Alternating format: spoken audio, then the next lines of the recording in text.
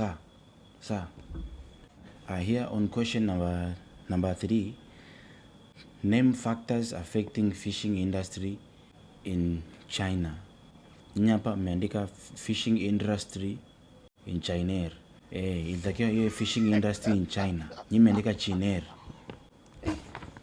Bigi. Factors affecting fishing industry in China. Where? China. Sasa factor affecting fishing industry in China. Baba, si tupo msamvwa. Bigi, hii ni jiografia. Kwani tutafia hapa. Haki ya Mungu.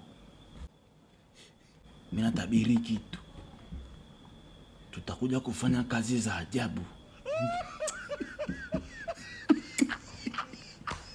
Ndio ile mambo baba, unahitimu shule. Unatoka zako hapo, umepewa mkopo. Unaenda kununua IST, unaanza kuita ndinga. Ndinga. Hujakaa vizuri, unachukua IST yako unaipeleka kwa pasta akaiombea, aipe baraka ndinga.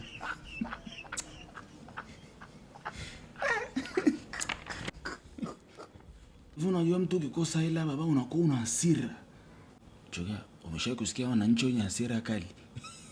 Baba, ukipanda daladala, alafu ukiwa una hela, akitokea mtu akakukanyaga wewe, alafu huna hela, akikwambia samani, wewe unasikia kama amekutokania mama yako mzee.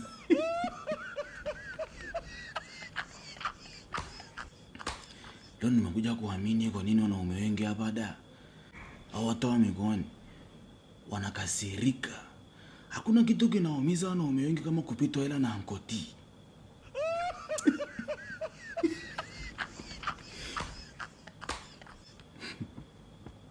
Bigi. Unalijua lile jiwe lililowashinda waashi? Jiwe lililowashinda waashi. Choka mistake. Mwangalie msimamizi.